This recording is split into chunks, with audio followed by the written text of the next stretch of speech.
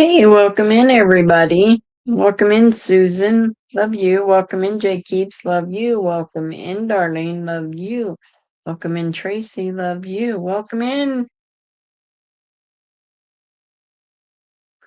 Chrissy Dale. Good to see you. I love you. Hope I didn't miss anybody. Hope everybody's had a good day. It's beautiful here today. I mean, like 65 degrees and sunny. So pretty. I love it. And for those of you that didn't that don't go to band, but I think everybody here does, but just in case, I got my apartment today. Praise the Lord. And thank you all for your prayers every day. I will probably, oh, Liberty, stop. I'll probably move some things. I get the keys Friday, so depends on what Joey's doing because I know he worked all week and that's probably the last thing he wants to do is move. But he might, I don't know. We might do it Saturday, but I'll get the keys to it Friday. So me and Liberty's hanging out there this weekend, and we'll come back here to go to sleep if we don't move anything. Hey, D. McLean and Goldie, good to see you. I love you.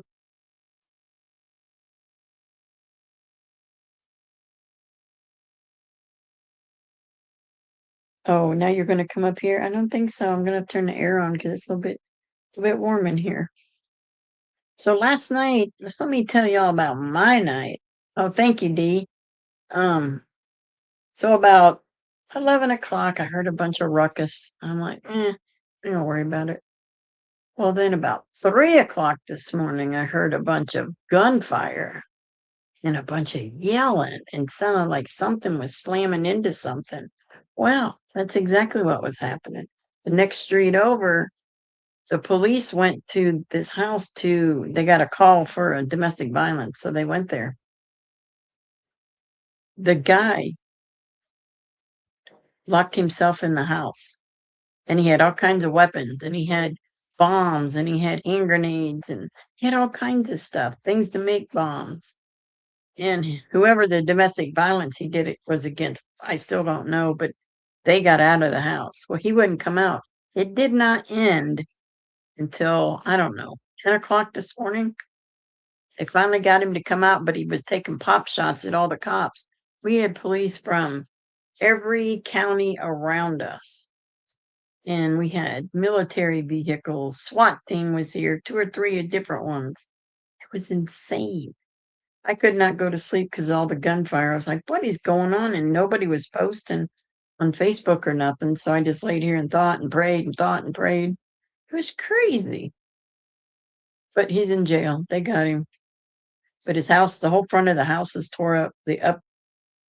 Upstairs, the front windows are all smashed out, and downstairs the porch is all smashed in where they took their armored vehicles and was driving through it. It's crazy. I'll have to post some pictures for y'all. But no police officers were hurt. I don't know if this guy was hurt, but he is in jail. They did arrest him and they put his mugshot up. I never even heard of this guy, so I don't know if he was from here or what, but it was crazy. The puppy was scared because it's just the next street over, so you could hear it, and it's in the same block this is in, so it's pretty scary. But I got my little friend out here with me, so I was ready to go just in case. So that was some excitement for the I didn't even sleep but 3 hours. I was like, because I finally went to sleep. It was about, well, it was light out. So I really don't know what time it is. And it was, and then my I had my alarm set for 10:30 and I woke up. So I didn't sleep very long. And it was still going on. What are you whining about? Oh, oh, poor baby. Let me turn the air on because you're hot. I'm gonna turn the air on. I'll be right back, guys. I'm gonna turn the air on. It's hot in here. You're all hot. Your skin is all hot. Daisy.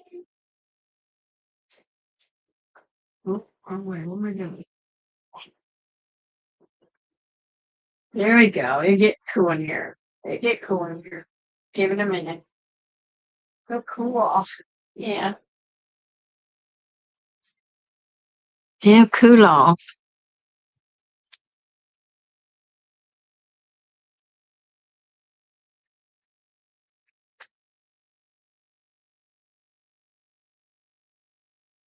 It was pretty scary. That never happens in this town. And they gave a news conference today, the city police and the city attorney. So it was it just let us know what happened.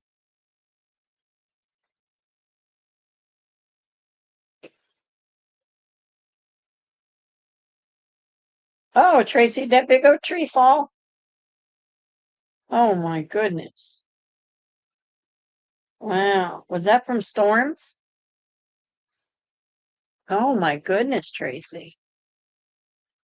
That's crazy. My daughter finally got her tree. They got it all cut up and off the neighbor's roof and fixed their fence, and it's just stacked up in the backyard. I said, "What are you going to do with it?" She goes, "I don't know." I said, "Put a sign out front and let people know they can come and get free wood. It's camping time. People love that wood. It's all split and everything." Hey Priscilla, love you. Oh, the police went the street behind mine, or actually beside mine, to the north of me. Um, I heard some screaming around 11. I'm like, oh, geez. Well, then about 3 o'clock this morning, I heard a whole bunch of gunfire and banging and yelling, and it was crazy. And then come to find out, they went to that house they had gotten a domestic violence call, so they went there to check it out, and the guy barricaded himself in the house. He had a gun. He was firing it at police off and on all night. And finally, I don't know what time it was. When I got up, it was still going on. So that's 10:30. And then about 1 o'clock, they gave a news conference on it and said they had arrested him and no police officers were hurt.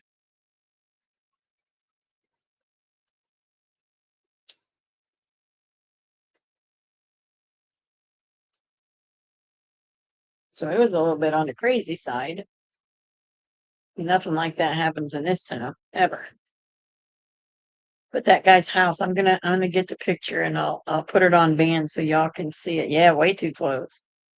And all day nobody could go down that street. And I had to get in my car and go see if I could go down that street. No, that thing was full of police officers and barricaded off. You couldn't even the people that lived on that street were not allowed to come outside. One girl was in her window videotaping it. They weren't allowed out. They closed the schools. The city schools were all closed for the day because of that. Insane. Yeah, and I was here by myself, but I had my little Ruger with me. My little Ruger buddy.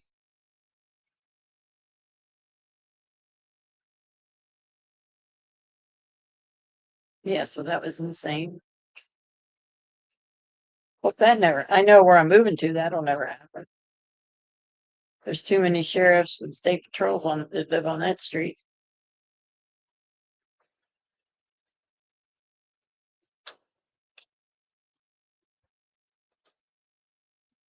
Oh, no doubt, Tracy. Oh, thank you, Jesus, for that. Poor little things.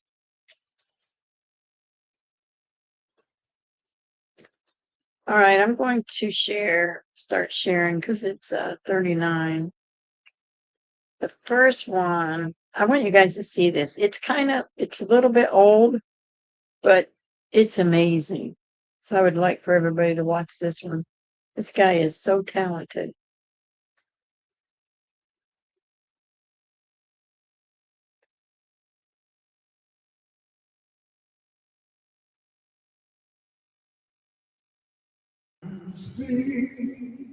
By the dawn's early light, what so proudly we hailed at the twilight's last gleaming, whose cross Christ and bright stars through the peril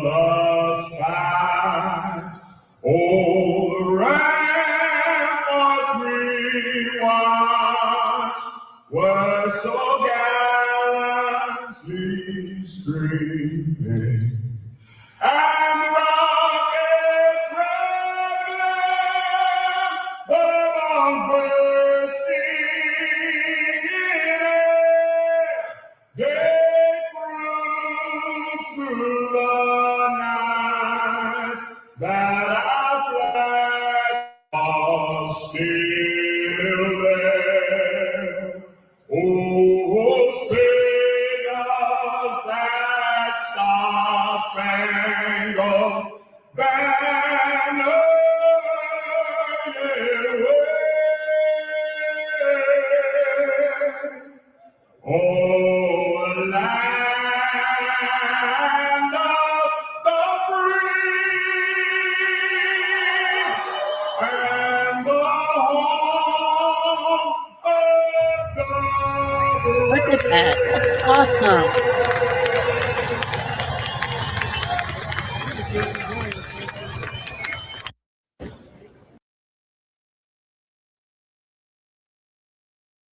I thought that was awesome. I could never do that, but that was awesome. Tina, welcome in. Good to see you. Love you. I would love to be able to do that. I wonder if Sherry could do that because she can paint good.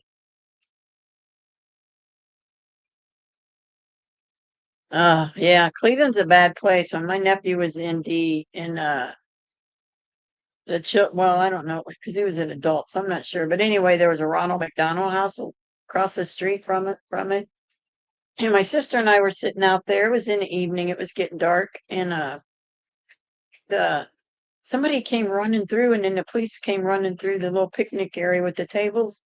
And the one cop stopped and he said, "Yeah, you ladies probably want to go inside. Don't ever be out here at nighttime by yourselves." It's like, yikes. So anytime we wanted to go over to the hospital to see my nephew, he was having a heart transplant, and he just had a double lung transplant. And uh we had to call security to come and get us and bring us back over to the hospital or take us back to the Ronald McDonald House. I'm telling you, if you ever want to donate to something, donate to Ronald McDonald House. Those people are amazing. They you have room, your own room. They feed you lunch or dinner, supper. Um and they have a real little small breakfast out like a hotel. And they don't ever charge you anything.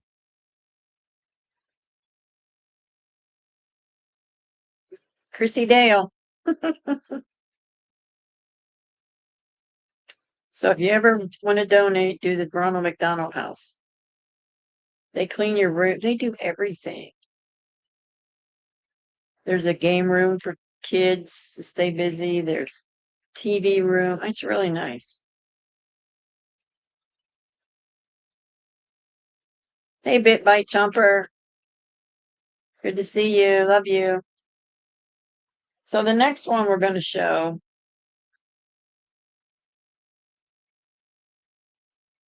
Oh, really, Priscilla? That's awesome. I'd never been there. And my one sister and my niece came from Florida to see him. And we were planning on getting a hotel, and they said, no, no, no, you can stay right here. So we stayed for 3 days, and then we went back home.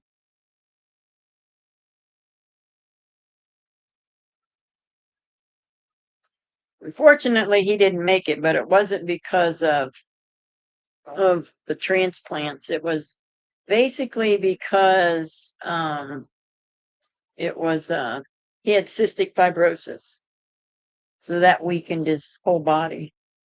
But he wanted to do it to see if he could live longer. He did live, I'm gonna say, a couple years. He was 32 when he passed away, but that was from the cystic fibrosis. And his sister just passed away. She was 38.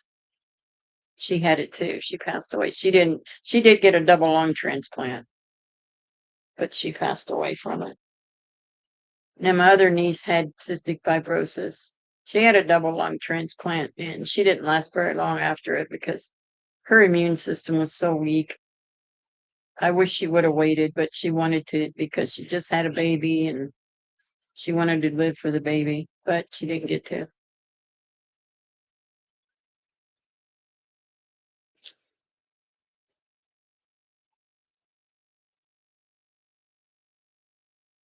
So here's the next one. Let me see what it's going to be. I have a couple more. So for those that didn't know, I got my apartment. Boop, boop, they called me today. Let's see, which one do I want to do on life support, or do I want to do Schumer falls apart? Let's do that one.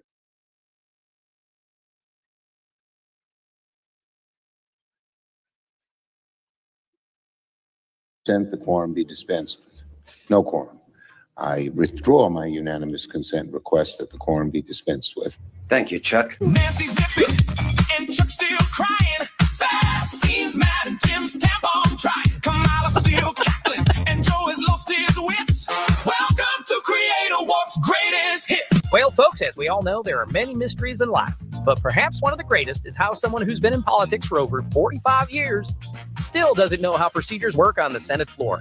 Not to mention the fact that he can't read simple English words written in 150-point font in bold print 12 inches from his face. He didn't speak long today on the Senate floor, but this one's going to leave you slapping your forehead. Hit that like button and subscribe to support our work, and let's get on with the show. So, Mr. President, if you want to understand Republicans' priorities right now, just look at the $72 billion reconciliation bill. I'm not so smart. We need to invest in public health and pandemic preparedness. They were there for a purpose. Blindly swinging their Doge-train saw. Never heard of it. Without any guardrails to prevent these rogue agencies. At a time when Republicans are at a time when Americans are struggling, no one should have to go through such an ordeal. And the Department of Health and Human Services, including, here's who Trump fired: cruise ship inspectors, port health station staff, disease detectives, and others. He cut all those. And now we have the hantavirus. Gotta be kidding. No, Also, Lord. hamstrung a program that didn't cost the taxpayers any money, and to rejoin the World Health Organization. And Republicans know that this blunder didn't magically end when the 60-day clock ran out. Poppycock, poppycock, poppycock, poppycock. Shut up. Oh, I saw that and I was laughing so hard.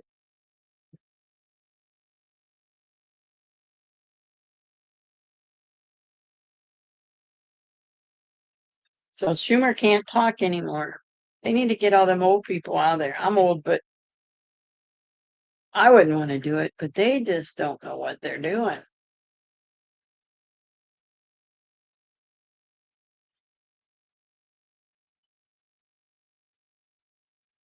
Because he wanted to do a quorum and nobody would second it. Nobody. He's got to be in his 80s, I would think. Yeah, he got mad because he couldn't do a quorum, which I'm not sure what a quorum is, but he asked for a quorum and nobody seconded it. Nobody okayed it, so. Messed him up so bad he couldn't even read the words.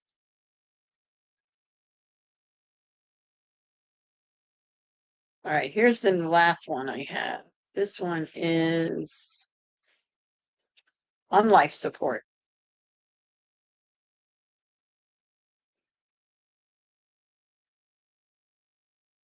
I just watched part of this. I did not watch all of it. It's not long. Correspondent Jennifer Griffin is reporting live from Washington. She's got more on that for us. Jennifer? Sandra, President Trump says he is considering an expanded Project Freedom Plus to reopen the Strait of Hormuz. It remains unclear exactly what the plus part of the operation would entail after 3 U.S. Navy destroyers came under fire from Iranian missiles and drones last week as they patrolled the Gulf near the Strait of Hormuz. President Trump asked reporters to keep their questions today short and then revealed during his briefing with reporters in the Oval Office that his national security team was at the White House to talk about war plans. War plans. I am being waited on by a large group of generals, and That's also important, having to That do. it is. You may have to having- turn it having up. to 'Cause do with the I got it all the absolutely way up. lovely country of Iran. The president expressed frustration with Iran's latest ceasefire proposal, calling it a stupid proposal. I would say the ceasefire is on massive life support, where the doctor walks in and says, "Sir, your loved one has approximately a 1% chance of living." Now entering its fifth week, the U.S. blockade of the Strait of Hormuz and ships going to Iranian ports has redirected 62 commercial ships sailing to or from Iranian ports and has fired shots at and disabled 4 commercial ships, the Tuska, Hasna, Sea Star, and Sevda. Today, the British Royal Navy announced it has sent the HMS Dragon, a destroyer, to the Persian Gulf as part of a multinational mission to restore shipping in the strait, but has yet to join the U.S. effort. Today, a Singapore-flagged tanker loaded with liquefied natural gas took a U-turn at the mouth of the strait. Analysts have been closely watching the LNG carrier's journey. If it makes it through the narrow channel, it would be the second LNG vessel laden with Qatari gas to do so since the conflict began. The first in 2 months made it through the strait this weekend and has now arrived in Pakistan. The Strait of Hormuz is essentially closed to commercial shipping. A cargo ship was hit by an unknown projectile while sailing 23 nautical miles northeast of Doha, Qatar on Sunday, the UK Maritime Trade Operation said in a statement. Sandra. All right, Jen Griffin live there in Washington on that for us. Jen, thank you. Be sure to like and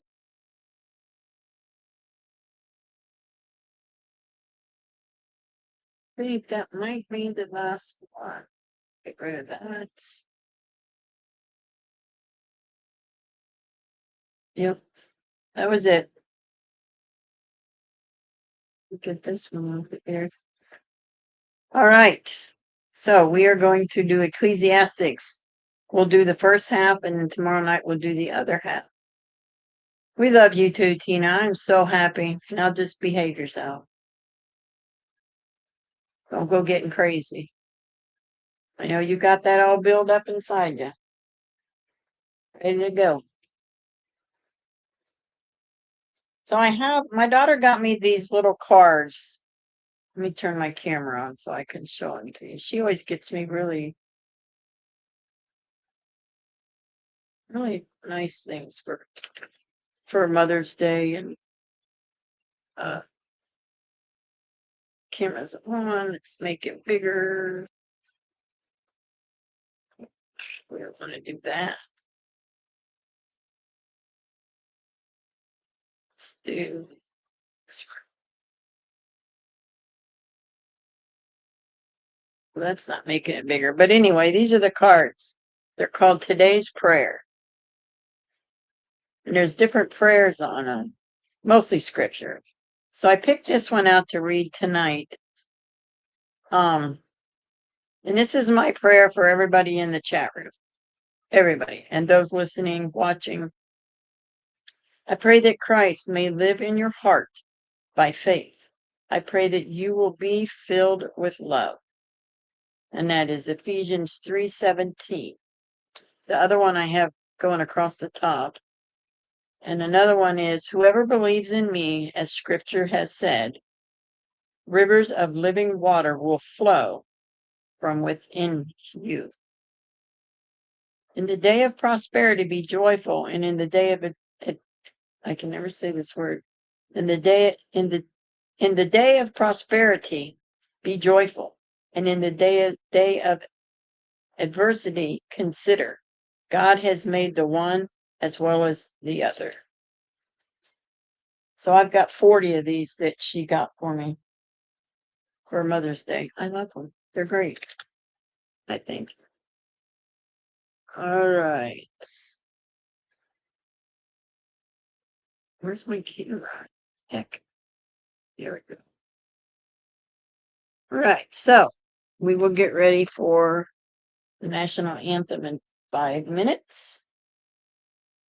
She always gets me, and she got me some more of those. Remember those little prayer boxes? Hey, Party Bonza, welcome in. Good to see you. Love you. Those little prayer boxes that you can write prayers on. She got me another one of those because I didn't have anything here. I just packed everything up. It's all in storage. I had to go buy a new Bible because my Bibles were in storage. And I had the one in the car, but the writing was so little I could not even see it. So I bought me a Bible, and then she got me some more of the prayer boxes and then these cards. I thought that was pretty nice of her. Oh, thank you, Susan. Happy Mother's Day to all the mothers. It was a good day. I spent most of the day with my daughter. Now I will tell everybody, if I move this weekend, I don't know. I gotta talk to Joey. He'll talk to me. He'll call me later. He's at dinner right now to find out if what day we're gonna move, because I need to get the Wi-Fi, the internet turned on over there. I got the electric in my name, the water in my name. I've got to call the Wi-Fi and the internet people and have them put that on, so it'll be there. If the internet's there, I will do my live. If not, I'll come over here maybe and do it. I might could do that.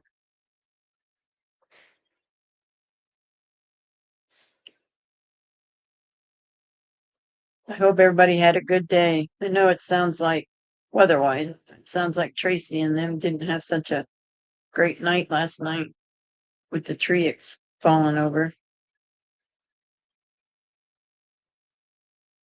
Tina, I needed you last night. I was so afraid. I don't know if you heard me, but about 11 o'clock, I heard a bunch of noise, yelling, screaming. Then about 3 a.m., well, actually about 11, I heard a bunch of sirens. And then I heard a bunch of people yelling and screaming. I'm like, oh my God, what's going on? I looked on Facebook, nothing. And so I laid down, went to sleep. And at 3 a.m., more sirens, gunshots galore. I'm talking many, many gunshots. And nobody was posting anything on Facebook, and the scanner wasn't picking anything up. And I'm like, what is going on? So I couldn't go to sleep. Because I kept hearing it. And then I kept hearing this, something ramming into something. It's like, what in the world? Well, I finally fell asleep. I don't know what time. It was light out. And then my alarm went off at 10:30, and I got up, and it's all over Facebook. The police got a phone call or a call to go to a domestic violence, which is the house is just the next street over, north of me. And when they got there, the guy had barricaded himself in the house. I don't know who the domestic violence was against, but he was the only one in the house. And he was shooting at the police off and on. They didn't even get done till 10:30 or 10:30, 11 o'clock today. And then they finally they took those, the SWATs were there. I mean, it was crazy. They took their armored vehicles, smashed into his porch trying to get in. Apparently it had a lift on it, and they smashed the windows out of the top story of the house. They finally got him. He's in jail now, but no police officers were hurt. So that was pretty scary. I had no idea what was going on. But I had my little friend Ruger, just in case, because I was the only one home.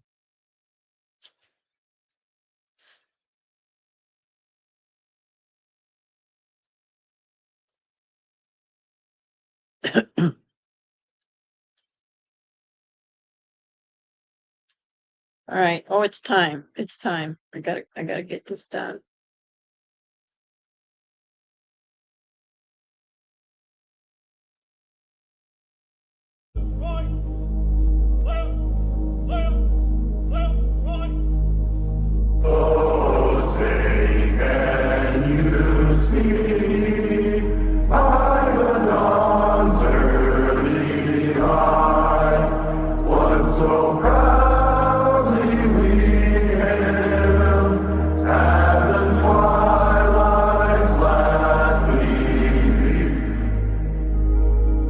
I pledge allegiance to the flag of the United States of America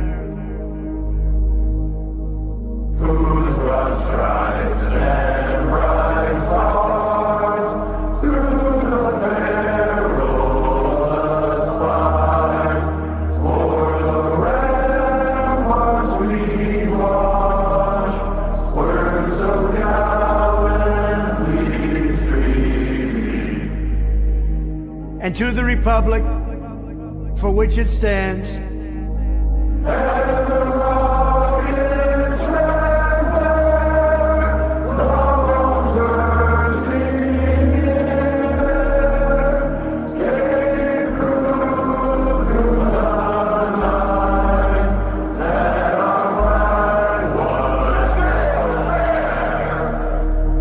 one nation, under God,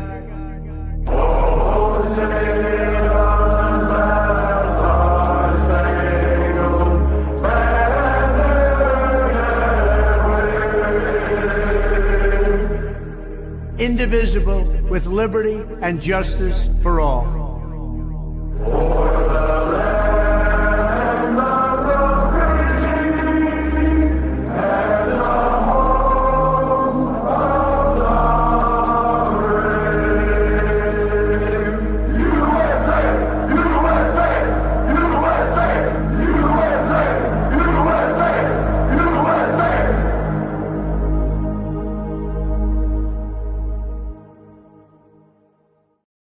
Right. Thank you, guys. Thank you, thank you, thank you. Ignore that person. They're just jealous. I couldn't afford to pay anybody to do anything. Give me a break, dude. I'm retired. I don't even have money. I have to live with my grandson. So how about that? I'm paying nobody nothing, you moron. I got who it is. So it's already sent to YouTube. All right, let's get some music in here. Just ignore that because I don't care. I know it's not true. I wouldn't even know how to do that. I barely can make videos. It's just jealousy. Okay, here we go. This is for our soldiers who we've lost. Rest in peace, American heroes.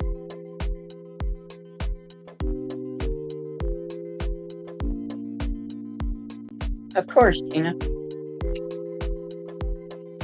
I sent it to YouTube, so they told me whenever that happens, I send it to them, so I did. Always attacking Christians. Pretty sure that's against the law.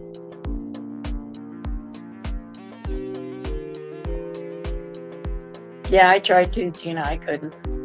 That's why I took a picture of it and sent it off to YouTube.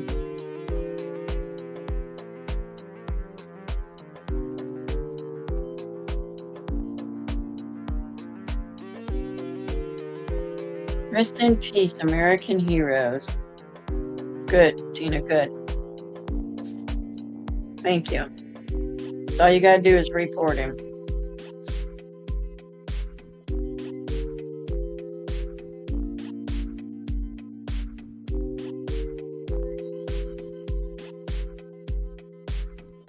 Rest in peace. God bless you. God bless your families.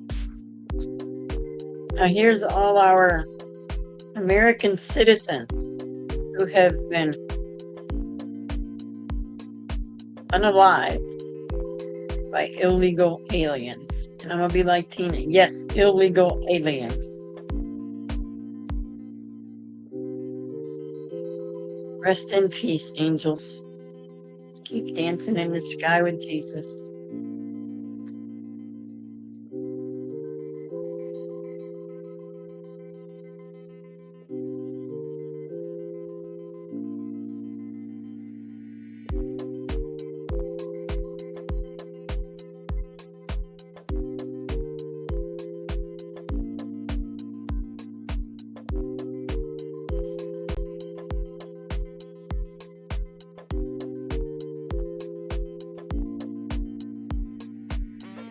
Thank you, Darlene.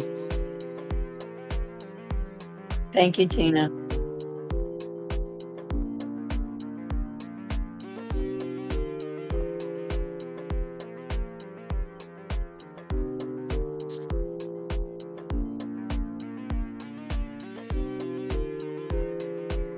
Good, Tina. They're so jealous. I kind of need to just stay in the outfield there and just listen. You might get a little bit of Jesus and change your life around before it's too late.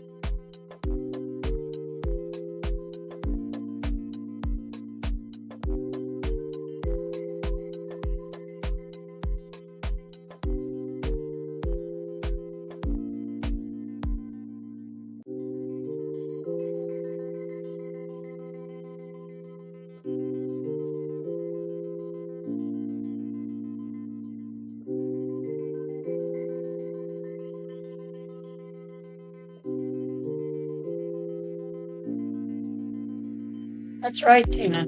You're right. I had all these names wrote down. I can't find them. Maybe this is that.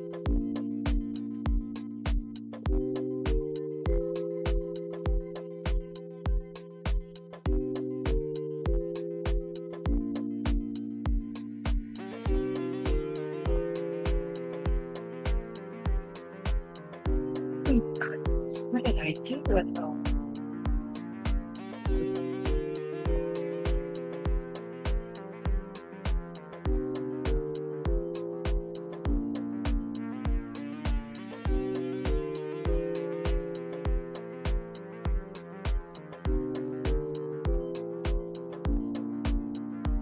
Rest in peace, babies.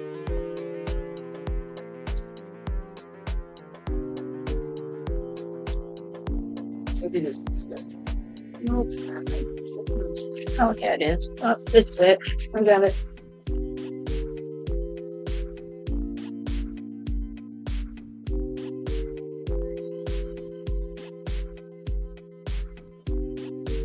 Keep dancing in the sky with Jesus. Keep trusting God. Prayers for your families. All right, we'll get this music off and we will get started. All right. Thank you all. Thank you all. Thank you all.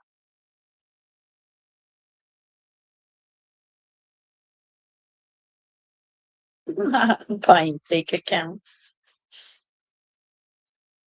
Yes, because I'm loaded and I can afford to do that, right? I would never do that anyway. I don't even know how to do it.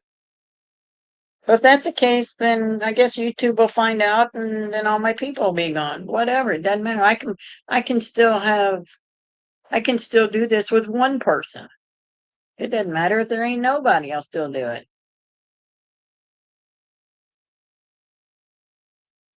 Oh, yes.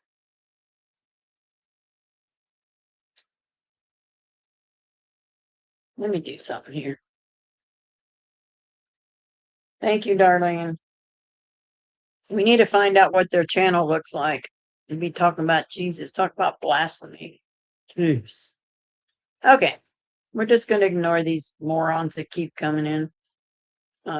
Because they're just trying to rile us up and then we do what we shouldn't do. So we're just going to ignore them. Okay. So we're going to say, these are the people I want you to remember to keep in your prayers. Carrie, Tina and Sky, Chris, Tracy and Terry, Teacup, Santa and his family, Dee, Goldie and Dee's dad, Betty and Steve, Cindy and family, and Mel and her family, Darlene and Jeff and their family, Bonnie, Tina B, our America, keep America in your prayers, our president, our vice president and their family, our troops, keep the people of Iran in your prayers. The innocent people in Iran, keep them in your prayers. Our troops, Jared, Julius, Darlene's pastor, Diane and hubby, Darlene's sister-in-law, Julius, Jared, Carrie's brother-in-law, the storms that are passing through. Keep all those in the midst of these storms, keep them in prayer.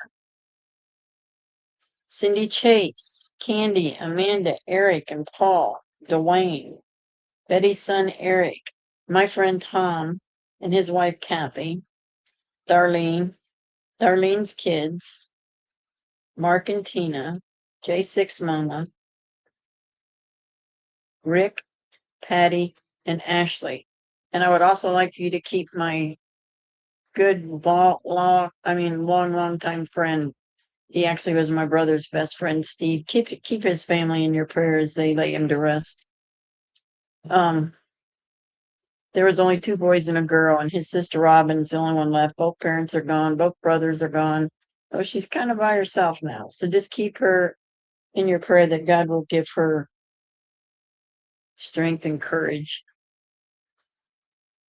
And just continue to pray for each other. Anytime you think of somebody, just pray for them. Yeah, just ignore them. I'm ignoring them. Matter of fact, I'm gonna be putting a movie on, so I won't even see chat when that's on. I don't even care. Oh, okay, BitBite. Thank you. So always pray for one another at any time God puts them on your mind, in your heart. Just pray for them. So now we're going to watch Liberty. You got my mouse pad. Where'd my mouse pad go? Liberty, give me that. You're a little silly girl. Yes, you are. Okay. And we are going to watch the first half of Ecclesiastics. What time is it? Okay. So we'll watch it until about, well, let me see how long it is first. I think it's an hour and 20 minutes. So yeah, we'll watch it and then tomorrow night we'll finish it up. This dog has messed up my little pile here where I can do stuff.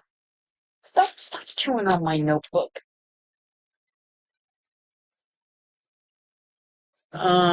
Liberty, no. We gotta get this movie going.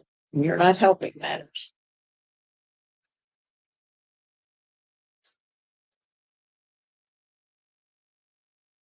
Here we go. He pursued knowledge until his mind ached, built architectural wonders that amazed nations, filled his palaces with gold and servants, and tasted every pleasure imaginable. Nothing was off limits, nothing was too extravagant. And then he wrote Ecclesiastes, a book so raw and honest, it still makes people uncomfortable thousands of years later. Why? Because Solomon concluded that everything under the sun is vanity, chasing after wind. But wait, before you think this is just a depressing ancient text, understand this. Ecclesiastes contains the secret to a truly meaningful life. Solomon's brutal honesty about what doesn't work clears the path to what actually does. This book will challenge your career ambitions, your relationship goals, your definition of success, and even how you view death itself. By the end, you'll never see your daily life the same way again. This is Ecclesiastes, the book that destroys our illusions to build something far greater. The words of the teacher, the son of David, king in Jerusalem, begin with a statement that would echo through centuries. In chapter 1, verse... All right, hold on. I gotta fix this because I don't like the way it's showing up on the screen. Let's see what you do. Let me do this. I'll make this small. It's not giving enough room for it. There we go.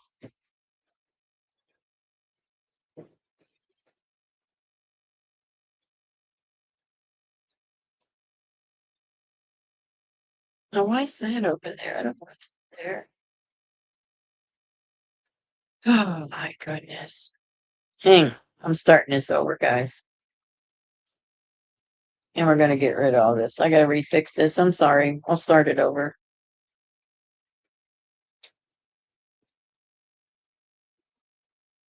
There we go.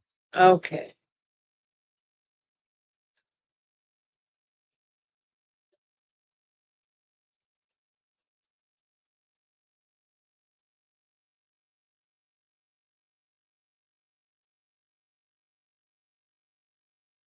What if everything you're chasing right now is completely meaningless? Imagine achieving your greatest dreams, wealth beyond measure, fame, power, pleasure, only to discover it was all empty. This is exactly what happened to King Solomon, the richest and wisest man in ancient history.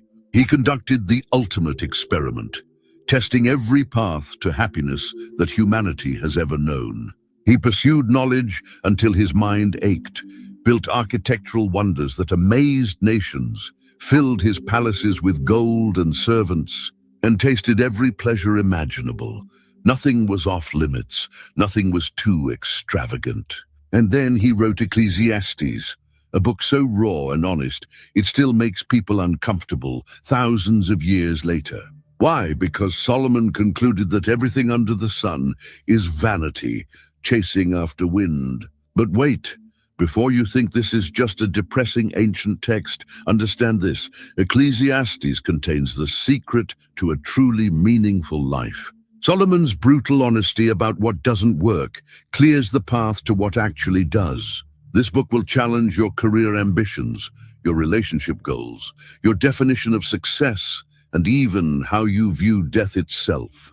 By the end, you'll never see your daily life the same way again. This is Ecclesiastes, the book that destroys our illusions to build something far greater. The words of the teacher, the son of David, king in Jerusalem, begin with a statement that would echo through centuries. In chapter 1, verse 2, he declares, "Vanity of vanities," says the teacher, "vanity of vanities, all is vanity." This wasn't just poetry. This was the conclusion of a man who had seen everything life could offer. He looked at the world around him and asked a simple question in verse 3. What does man gain by all the toil at which he toils under the sun? Then he started pointing out what he saw. A generation goes and another generation comes, but the earth stays the same forever. The sun rises, the sun sets and hurries back to where it rises again. The wind blows south, then turns north. Round and round it goes, always returning on its course. All streams flow into the sea, yet the sea is never full. To the place the streams come from, there they return again. Everything was moving, everything was working, but nothing was actually changing. In verse 8 he says, "All things are full of weariness, a man cannot utter it. The eye is not satisfied with seeing, nor the ear filled with hearing." People keep looking, keep listening, keep searching, but they're never satisfied. What has been is what will be, and what has been done is what will be done. There's nothing new under the sun. Someone might say they found something new, something different, but verse 10 asks, "Is there a thing of which it is said, 'See, this is new'? It has been already in the ages before us. Even the people who came before us are forgotten." The teacher knew that the people who come after won't be remembered either by those who come even later. Everything just keeps repeating, and nobody remembers. This was the first problem he identified. All our hard work doesn't lead anywhere that lasts. The teacher had a unique position. He wasn't just anyone making these observations. In verse 12, he identifies himself. "I, the teacher, have been king over Israel in Jerusalem." He had power, resources, and most importantly, wisdom that no one else possessed. So he decided to use it all to figure out life. In verse 13, he explains what he did. "And I applied my heart to seek and to search out by wisdom all that is done under heaven." This wasn't casual thinking. He devoted himself completely to understanding everything that happens in the world. It was a serious investigation, using all the wisdom God had given him. But then he discovered something unexpected. He calls it an unhappy business that God has given to the children of man to be busy with. He examined everything that happens under the sun, and his conclusion in verse 14 was sobering. "Behold, all is vanity and a striving after wind." Imagine chasing wind. You run after it, reach out your hands, but you can't catch it, you can't hold it. That's what all human activity looked like to him. Then came an even harder truth in verse 15. What is crooked cannot be made straight, and what is lacking cannot be counted. Some things in life are just broken, and you can't fix them no matter how smart you are. Some things are missing, and you can't make them appear. Wisdom showed him the limits of what humans can do. But he didn't stop there. In verse 16 he says, I said in my heart, I have acquired great wisdom, surpassing all who were over Jerusalem before me, and my heart has had great experience of wisdom and knowledge.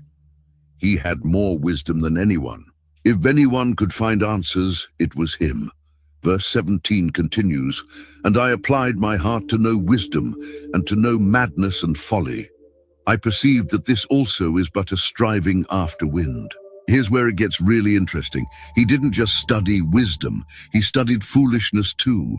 He wanted to understand both sides completely, and his discovery, even that was like chasing wind. The final blow comes in verse 18. For in much wisdom is much vexation, and he who increases knowledge increases sorrow. The smarter you get, the more problems you see. The more you understand, the more pain you feel. Wisdom itself brought its own kind of suffering. If wisdom led to sorrow, maybe pleasure was the answer. So the teacher tried something completely different. Chapter 2, verse 1 records his next experiment. I said in my heart, come now, I will test you with pleasure. Enjoy yourself. But behold, this also was vanity. He jumped into pleasure with both feet, determined to find satisfaction there. Verse 2 shows his discovery. I said of laughter, it is mad, and of pleasure, what use is it? Laughter felt crazy, empty. Pleasure didn't seem to accomplish anything real, but he didn't give up easily. Verse 3 explains, I searched with my heart how to cheer my body with wine, my heart still guiding me with wisdom, and how to lay hold on folly till I might see what was good for the children of man to do under heaven during the few days of their life. Notice he kept his wisdom even while testing pleasure. He wasn't being reckless. He was conducting a careful experiment. He wanted to know what's actually worth doing in our short lives. Then he went big, really big. Verses 4 through 6 describe his projects. I made great works. I built houses and planted vineyards for myself. I made myself gardens and parks and planted in them all kinds of fruit trees. I made myself pools from which to water the forest of growing trees. He became a master builder, creating beauty everywhere. Verse 7 continues, I bought male and female slaves and had slaves who were born in my house. I had also great possessions of herds and flocks, more than any who had been before me in Jerusalem. He accumulated wealth and workers beyond imagination. Verse 8 adds, I also gathered for myself silver and gold and the treasure of kings and provinces. I got singers, both men and women, and many concubines, the delight of the sons of man. He had entertainment, luxury, and pleasure of every kind. Verse 9 declares, so I became great and surpassed all who were before me in Jerusalem. Also, my wisdom remained with me. He was at the top, greater than everyone, and still wise enough to evaluate it all. Here's the key part in verse 10. And whatever my eyes desired, I did not keep from them. I kept my heart from no pleasure, for my heart found pleasure in all my toil, and this was my reward for all my toil. He denied himself nothing. If he wanted it, he got it. The work itself brought some joy. But then came the evaluation. Verse 11 records the devastating conclusion, then I considered all that my hands had done and the toil I had expended in doing it. And behold, all was vanity and a striving after wind, and there was nothing to be gained under the sun. After everything, all the building, all the wealth, all the pleasure, he looked back and saw emptiness. It was all wind chasing again. There was no real gain. The teacher decided to compare wisdom and foolishness directly. Verse 12 asks, so I turned to consider wisdom and madness and folly. What can the man do who comes after the king? Only what has already been done. He was looking at the options available to any human being. What can anyone do that hasn't been tried? Verse 13 gives his first finding. Then I saw that there is more gain in wisdom than in folly, as there is more gain in light than in darkness. Wisdom does have an advantage. It's like the difference between light and darkness, obvious and real. Verse 14 explains, the wise person has his eyes in his head, but the fool walks in darkness. A wise person can see where they're going. A fool stumbles around blind. That's a real difference, a real advantage. Wisdom helps you navigate life better than foolishness. You make better decisions, avoid obvious traps, Amen. understand what's happening around you. But then comes the word that changes everything. Yet I perceive that the same event happens to all of them. The same event. The same fate. Both the wise and the fool end up in the same place. Verse 15 continues his thoughts. Then I said in my heart, what happens to the fool will happen to me also. Why then have I been so very wise? And I said in my heart that this also is vanity. What's the point of being wise if you end up exactly where the fool ends up? Death doesn't care about your wisdom. Death doesn't give you a pass because you made smart choices. The wise person dies. The fool dies. Same destination. Verse 16 makes it worse. For of the wise as of the fool, there is no enduring remembrance, seeing that in the days to come, all will have been long forgotten. How the wise dies just like the fool. Not only do both die, but both are forgotten. Time erases the memory of the genius and the idiot equally. Future generations won't remember either one. This realization hit him hard. Verse 17 records his emotional response. So I hated life, because what is done under the sun was grievous to me, for all is vanity and a striving after wind. He actually hated life. Everything happening under the sun felt wrong, oppressive. It all came back to that same conclusion: vanity chasing wind. The teacher's frustration grew when he thought about what happens to everything he worked for. Verse 18 says, I hated all my toil in which I toil under the sun, seeing that I must leave it to the man who will come after me. All that work, all those accomplishments, all that wealth, he can't take it with him. Someone else gets it. Verse 19 adds the uncertainty, and who knows whether he will be a wise man or a fool. Yet he will be master of all, for which I toiled and used my wisdom under the sun. This also is vanity. He can't control who gets his stuff. He can't guarantee they'll be smart about it. Some fool might inherit everything and waste it all, or a wise person might get it. But either way, the teacher doesn't get to keep what he worked for. This thought made him despair. Verse 20 admits, so I turned about and gave my heart up to despair over all the toil of my labors under the sun. He gave up to despair. That's how strongly this bothered him. Verse 21 explains why. Because sometimes a person who has toiled with wisdom and knowledge and skill must leave everything to be enjoyed by someone who did not toil for it. This also is vanity and a great evil. You work hard, use your brain, develop skills, build something, and then you have to leave it to someone who contributed nothing. They get to enjoy what you sweated for. Yep. That's not just vanity. He calls it a great evil. Verses 22 and 23 ask the hard questions. What has a man from all the toil and striving of heart with which he toils beneath the sun? For all his days are full of sorrow, and his work is a vexation. Even in the night his heart does not rest. This also is vanity. What do you actually get from all your hard work? Days full of pain, work that frustrates you, nights where you can't even rest because you're thinking about everything. And the conclusion, vanity again, but here something shifts. After all the darkness, the teacher offers different advice. Verse 24 says, there is nothing better for a person than that he should eat and drink and find enjoyment in his toil. Oh. This also I saw is from the hand of God. Eat, drink, find enjoyment in your work. Simple things, basic things. And these come from God's hand. Verse 25 continues, for apart from him who can eat or who can have enjoyment. Without God, even eating doesn't satisfy. Even pleasure feels empty. God is the source of being able to enjoy anything at all. Verse 26 reveals how God distributes these gifts. For to the one who pleases him, God has given wisdom and knowledge and joy. But to the sinner he has given the business of gathering and collecting, only to give to one who pleases God. This also is vanity and a striving after wind. God gives good things to those who please him. But sinners, they work and gather, and then everything they collected goes to someone else, someone who pleases God. Even that system is vanity, but it shows God's control over everything. This is the first time the teacher points to something outside the human struggle. Yes, it's still vanity under the sun. Yes, work is still hard. Yes, we all die. But there's a hand above it all, God's hand.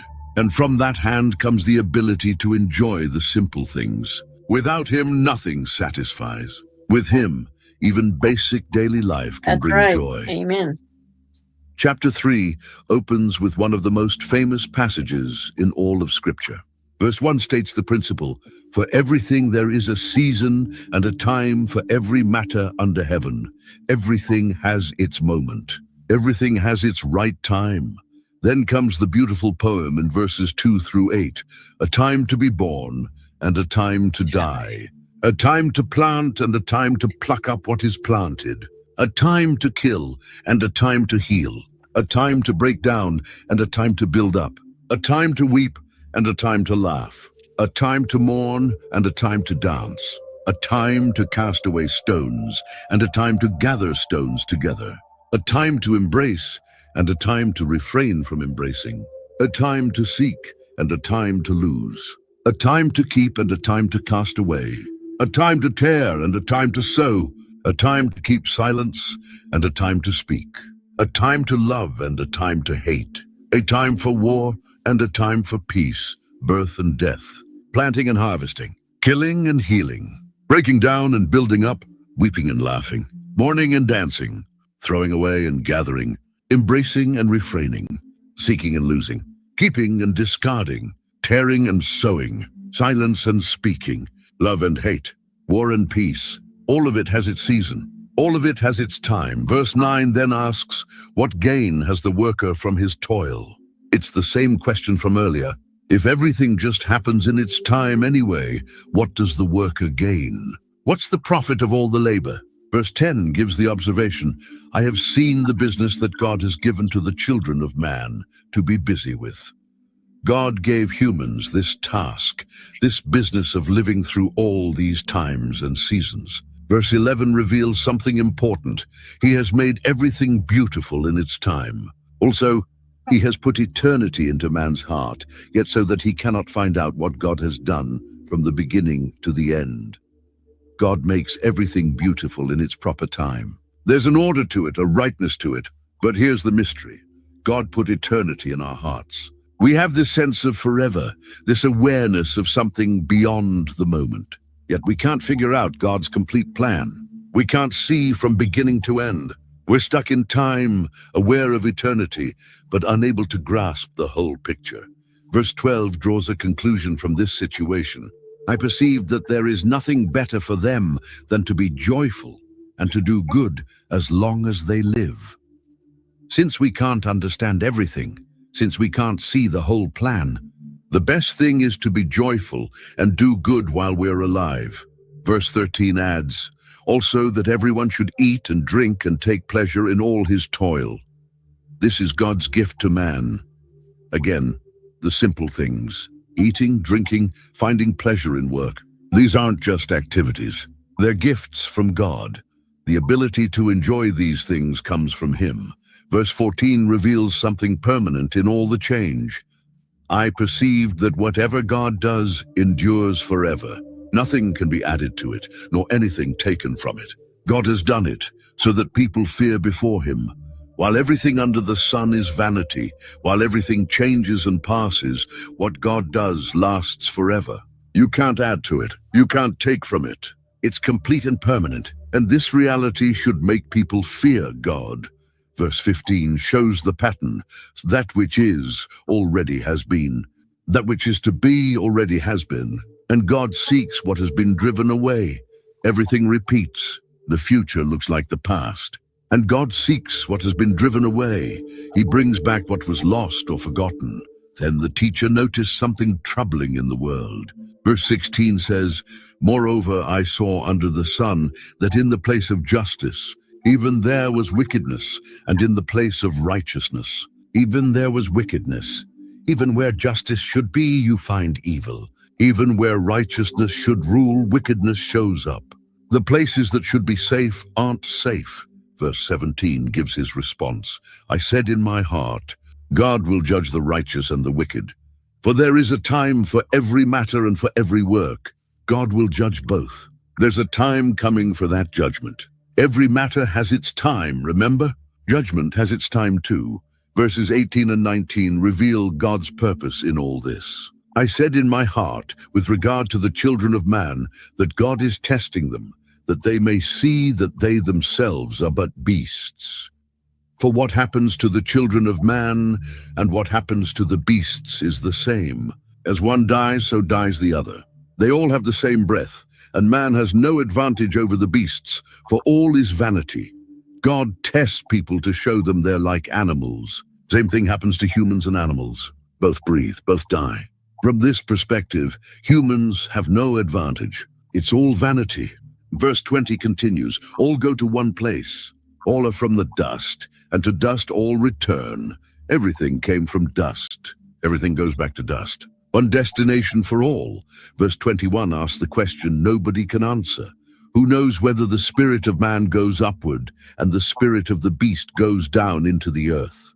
Does the human spirit go somewhere different than the animal spirit?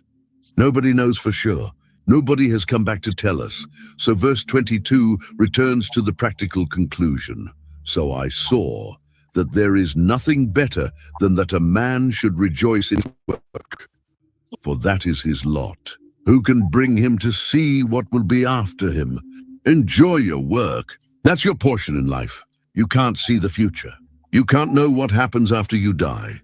So take the portion you have and find joy in Amen. it." The teacher's eyes turn to a painful reality happening all around him.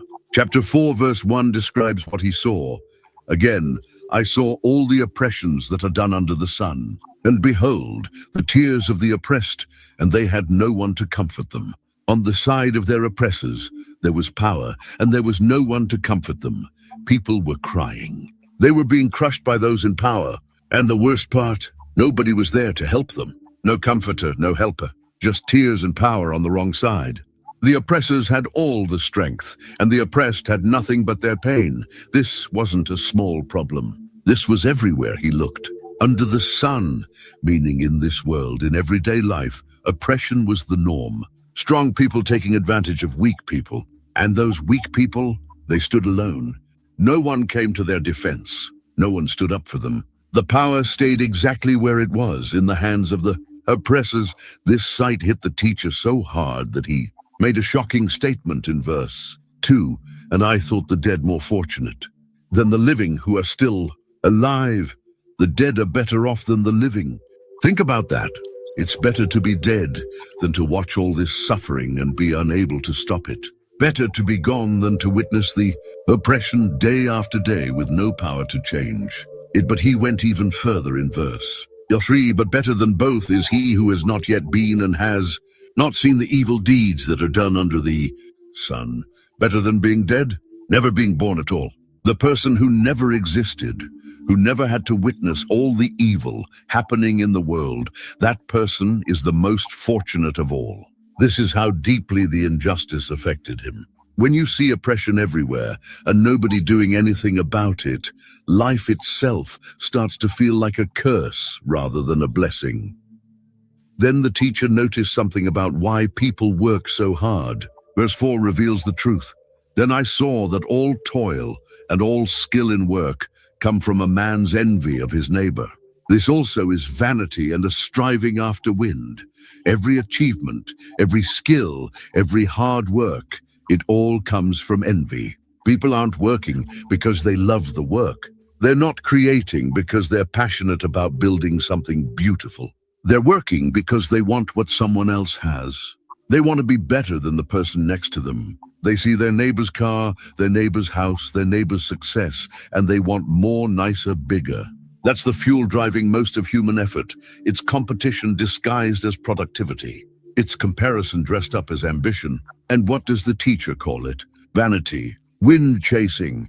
You're running a race where the finish line keeps moving because someone else always has something you don't. You're never satisfied because there's always another neighbor to envy. Verse 5 shows one extreme. The fool folds his hands and eats his own flesh. The fool does nothing. He just sits there lazy, refusing to work, and he destroys himself. His inactivity ruins him. He consumes his own life through laziness. That's one ditch to avoid. But verse 6 shows there's a better way than both the envious worker and the lazy fool. Better is a handful of quietness than 2 hands full of toil and a striving after wind. 1 handful of peace beats 2 handfuls of exhausting work that goes nowhere. You don't need to kill yourself trying to outdo everyone. You don't need to chase what your neighbor has. You don't need both hands full of stress and competition. A little bit with quietness, with peace of mind, with contentment. That's better than a lot with all that stress, anxiety, and endless striving. But most people can't accept this. They keep running the race, trying to beat others, driven by envy that never satisfies, always needing more to feel like they've won. The teacher saw another tragedy in the world. Verse 7 says, "Again I saw vanity under the sun." Here comes another example of meaninglessness. Then verse 8 describes a specific person, one person who has no other, either son or brother, yet there is no end to all his toil. And his eyes are never satisfied with riches, so that he never asks, "For whom am I toiling and depriving myself of pleasure?" This also is vanity and an unhappy business. Here's someone completely alone. No family, no partner, no children, no brother, just himself. And he works endlessly. He never stops. There's no end to his labor. He keeps accumulating wealth, but his eyes are never satisfied with riches. He always wants more. He always needs the next thing. And here's what's tragic. He never stops to ask the obvious question. For whom am I toiling and depriving myself of pleasure? Who are you working for? You have no family to provide for, no children to leave an inheritance to, no partner to build a life with. So why are you killing yourself? Why are you denying yourself joy? Who benefits from all this? He doesn't ask, because asking would reveal the emptiness of it all. He just keeps his head down and works. It's vanity and an unhappy business, a miserable way to live. But then the teacher explains the alternative. Verse 9 states, 2 are better than 1 because they have a good reward for their toil. Working together is better than working alone. You actually get more out of it. The return is better. Life is better. Verse 10 gives a practical example. For if they fall, one will lift up his fellow. But woe to him who is alone when he falls and has not another to lift him up. When you fall, and everyone falls at some point, having someone there to help you up is everything. They extend a hand. They pull you back to your feet. They get you going again. But being alone when you fall, that's terrible. You lie there with nobody to help, nobody to care. Nobody even notices you're down. You have to struggle back up by yourself, and sometimes you can't. Sometimes you just stay down. Verse 11 continues with another example. Again, if 2 lie together, they keep warm, but how can one keep warm alone? 2 people together can keep each other warm. They share heat. They comfort each other. But 1 person alone gets cold. There's no warmth, no comfort. It's simple but true. Verse 12 adds the security factor. And though a man might prevail against one who is alone, 2 will withstand him. A threefold cord is not quickly broken. If someone attacks you and you're alone, you might lose. You might get overpowered. But 2 people together can defend themselves. They're stronger together, and 3 together, even stronger. A rope made of 3 cords doesn't break easily. You can pull on it, stress it, and it holds. That's what community does. It makes you stronger. It gives you resilience you can't have alone. Community matters. Relationships matter. Going through life alone, no matter how successful you are, no matter how much wealth you accumulate, is miserable. You need people. You need someone to fall back on, someone to keep you warm, someone to stand with you. Success without anyone to share it with is just another form of vanity. The teacher looked at the political world and saw the same vanity there too. Verse 13 presents a scenario. Better was a poor and wise youth than an old and foolish king who no longer knew how to take advice. A young person with wisdom, but no money beats an old king who's foolish and won't listen to anyone. Think about that comparison. The king has everything: the throne, the authority, the wealth, the experience, years of ruling. But he stopped listening. He became a fool. He thinks he knows everything and doesn't need advice anymore. And that attitude makes him worse than a poor young person who has nothing but wisdom. Age doesn't guarantee wisdom. Power doesn't guarantee sense. Experience doesn't mean you're right. If you stop listening, you become a fool no matter how high your position. Verse 14 continues the story of this young person. For he went from prison to the throne, though in his own kingdom he had been born poor. This young person came from nothing. He was born poor in that very kingdom. He might have even been in prison at some point. The lowest of the low. No advantages, no privileges, no connections, but he rose. He went from prison to the throne, from the bottom to the top. His wisdom took him places his birth never could. It's a rags to riches story that people love. Verse 15 shows what happened next. I saw all the living who move about under the sun, along with that youth who was to stand in the king's place. Everyone rallied around this young successor. The crowds were massive. All the living people moving about under the sun. That's everybody. And they all supported the new leader. He was popular. He was celebrated. He had the people's love. But here's the twist in verse 16. There was no end of all the people, all of whom he led. Yet those who come later will not rejoice in him. Surely this also is vanity and a striving after wind. Endless crowds followed him. There was no end to the people. He led all of them. He was the hero, the new hope, the answer everyone was waiting for. But the next generation, they won't care about him. They won't celebrate him. They won't rejoice in him. They'll move on to the next leader, the next hero, the next person who promises to fix everything. And they'll forget this guy just like they forgot the king before him. Political power is temporary. Popularity fades. The crowds that cheer you today will forget you tomorrow. Every generation thinks their leader is special, thinks this time is different, thinks this person will actually change things. But then time passes and nobody remembers. The next generation has their own problems and their own heroes. It's all vanity and striving after wind. Now the teacher shifts to how people approach God. Chapter 5, verse 1 warns, guard your steps when you go to the house of God. To draw near to listen is better than to offer the sacrifice of fools. For they do not know that they are doing evil. When you go to worship, when you go to meet with God, watch how you walk. Pay attention. Be careful. Don't just rush in thoughtlessly. Drawing near to listen, actually paying attention to what God says, is better than offering sacrifices like fools do. What's wrong with the fool's sacrifice? They don't even realize they're doing evil. They show up, go through the motions, perform the rituals, but they're not actually listening to God. They're not there to hear. They're there to be seen, to check a box, to feel religious. And they don't even know that this is wrong. They think they're doing great. Verse 2 continues with a warning about speech.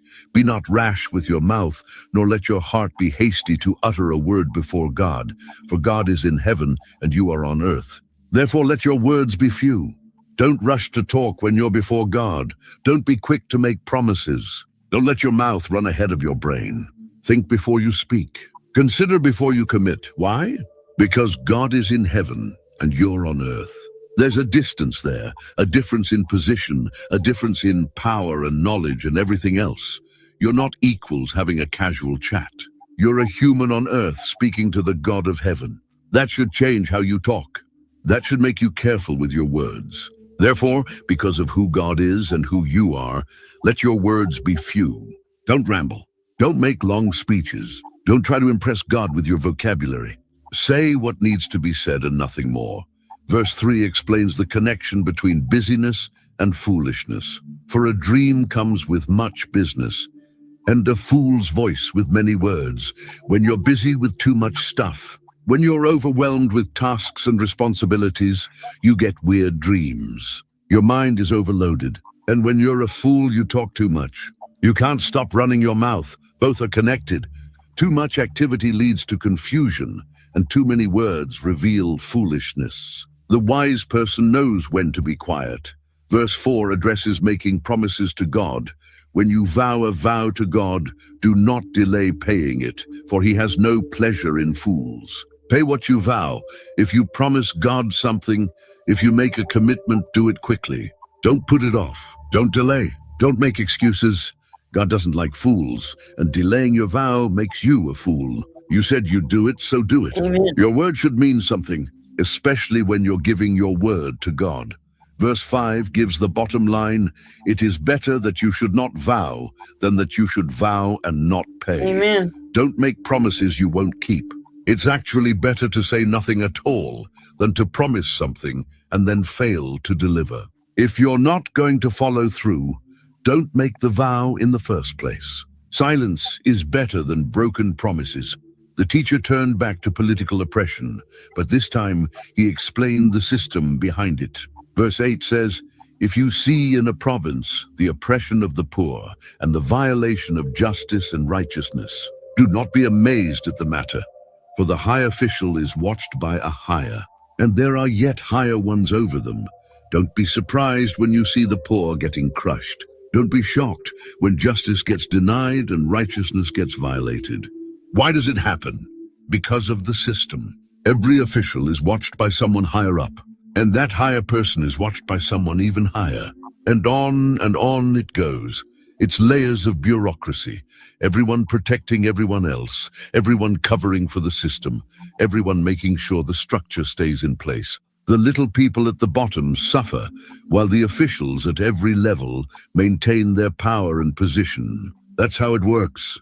That's why injustice continues. Verse 9 adds, but this is gain for a land in every way, a king committed to cultivated fields. At least a king who cares about farming, who focuses on agriculture and productivity, benefits the land. Even in this corrupt system, some leadership is better than complete chaos. A king who prioritizes food production helps everyone. Then verse 10 hits a universal truth about money. He who loves money will not be satisfied with money, nor he who loves wealth with his income. This also is vanity. You love money? You'll never have enough. No amount will satisfy you. You'll always want more. You'll always feel like you need just a little bit extra. You love wealth? Your income will never satisfy you. You could double it, triple it, multiply it by 10, and you still won't feel like it's enough. Why? Because the problem isn't the amount. The problem is the love of it.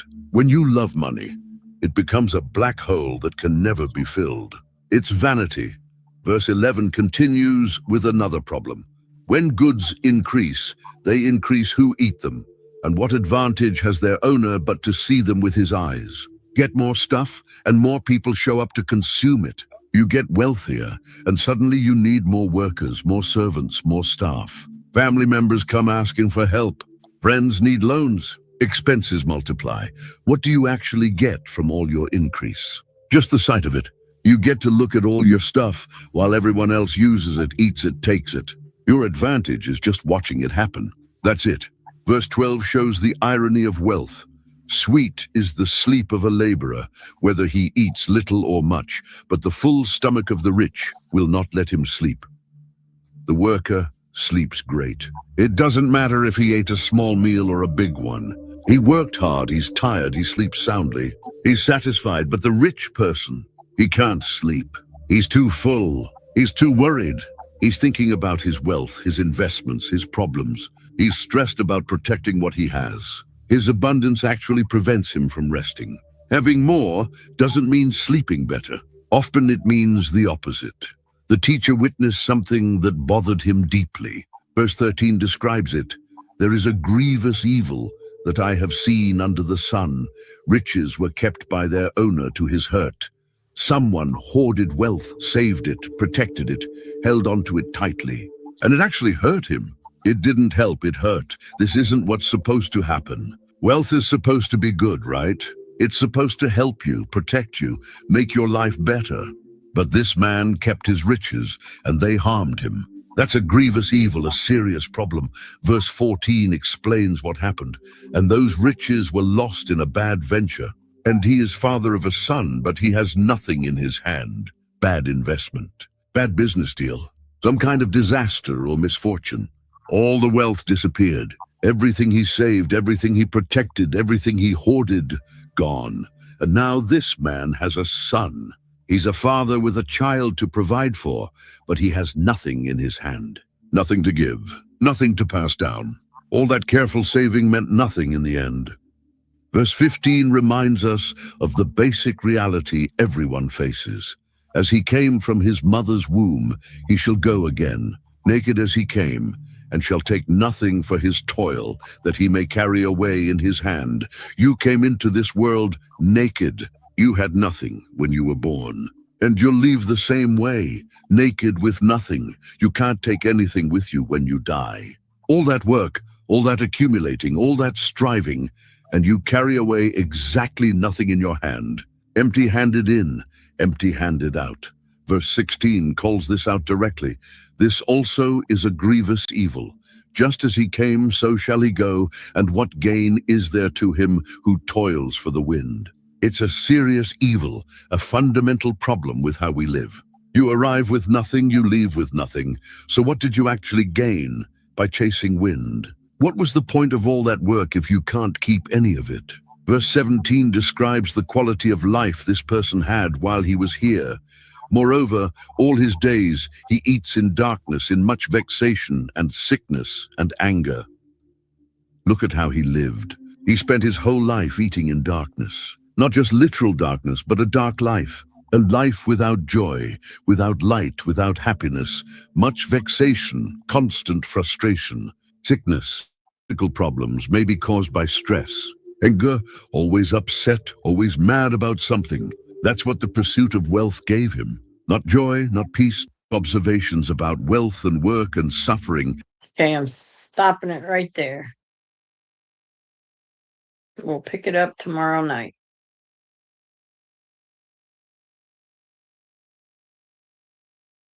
All right. We're going to stop it there, and then tomorrow night we'll pick it back up and finish it off. It's pretty good. I forgot all about Ecclesiastics. I haven't read that in a long time. So I hope you guys enjoyed it. Oh my goodness, what is going on here?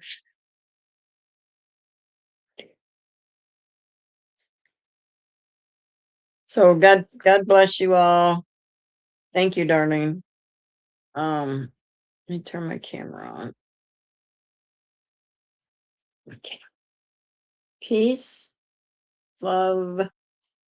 God bless you all. Stay safe. Smile at a stranger. Pray for our J6ers. Pray for each other. Keep Tina's dad in your prayers. Keep each other in your prayers. And again, I want to thank you all for the prayers for me to get an apartment. And that happened. So thank you all. I love you. Stay safe. And always, always be kind to everyone you meet. Be kind. A simple smile. A hi. Help somebody in a grocery store that needs help. There's a lot of people like me that aren't very big. We can't get stuff off the top shelf. So, yeah. I love you all. Have a great night. Stay safe. I'll see you tomorrow night. Peace. Gator out.